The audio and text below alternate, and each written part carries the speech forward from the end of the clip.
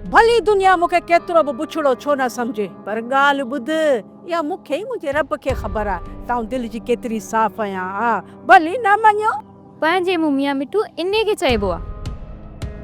अरे ॻाल्हि त ॿुध, भली तूं मुंहिंजी ॻाल्हि ते एतबार न कर, तूं पंहिंजे पीउ खां पुछ त मूमल जे रिश्ते जे लाइ केॾियूं न मूं जाखोड़ कई, केॾी न कोशिशूं मूं कयूं हुयूं।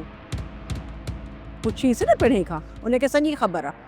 जे मां पंहिंजा ई ख़ुशि न हुजनि, हू भले जग जहान खे ख़ुशि करे, को बि फ़ाइदो नथो पए। हमेशह खेर जी शुरूआत घरां कबी आहे। तुंहिंजा मतिलब छा आहे? तूं चाहीं छा थी? इहा ई थी चाहीं न त तुंहिंजो सोटे सां धाॻो ॻंढे उन खां पोइ ख़ैर जी शुरूआत पंहिंजे घर खां कयां, ईअं? मूं त ईअं ई ॻाल्हि कई, जेकॾहिं सोडे सां मुंहिंजो लेख लिखियलु हूंदो न त मूंखे तुंहिंजी मदद जी का बि ज़रूरत न पवंदी ऐं बाबो बि रुकावट पैदा न कंदो। हा तूं पाण वात वकील आहे, पुछंदी पिणे खे ॿुधाईंदी, सॼे शहर खे ॿुधाइण में देरि कान कंदी। हा पोइ अहिड़ियूं बुछड़ियूं छोरियूं त भॼण में देरि बि कोन थियूं कनि न। भॼण वारियूं घर में वेही तो जहिड़नि जा डंब न आहिनि सहंदियूं। कंहिं चयो अथई त मुंहिंजा डंब खा, मुंहिंजूं ॻाल्हियूं बर्दाश्त कर? रस्तो खुलियो पियो अथई, वञ हले वञ, मूंखे छा मुंहिंजे आंगूठे खे परवाह। इहा तुंहिंजी भुल आहे माई, तोखे छा थो लॻे त मां घरां भॼी पंहिंजे मिसकीन पीउ जो नालो ॿोड़ींदसि? पर मां बि ॾिसजांइ, बाबा जी रज़ामंदी सां सोडे सां निकाह करे तुंहिंजो अंदर न साड़िया न, मां बि ज़ीनत न आहियां।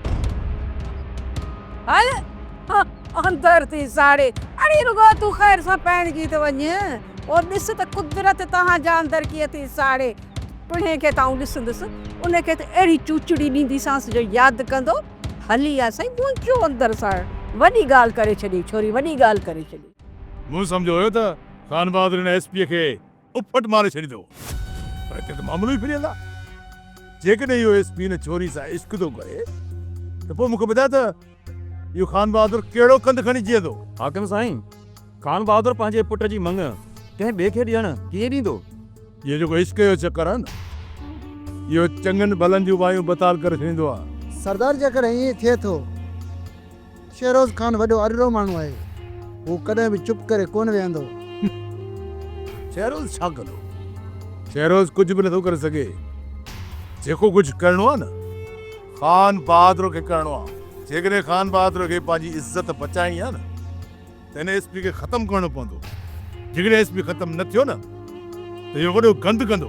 हाकिम साईं, ख़ान बहादुर एसपी खे सज़ा ज़रूर ॾींदो। हिन एसपीअ खे चट करण जे लाइ त मूं ख़ान बहादुर सां हथ मिलायो हुयो। जेकॾहिं ख़ान बहादुर हिन एसपीअ खे नथो मारे सघे न त हिन एसपीअ जी गाड़ी बत्ती मां गुल कंदुसि। सोप सीरियल वेरन जी वस्ती तमाम एपिसोड्स ॾिसो HD क्वालिटीअ में। विजिट करियो असांजो YouTube channel Sindh TV HD drama. Subscribe कयो असांजो official YouTube channel Sindh TV HD drama ऐं वधीक अपडेट लाइ बेल आइकन खे क्लिक करियो।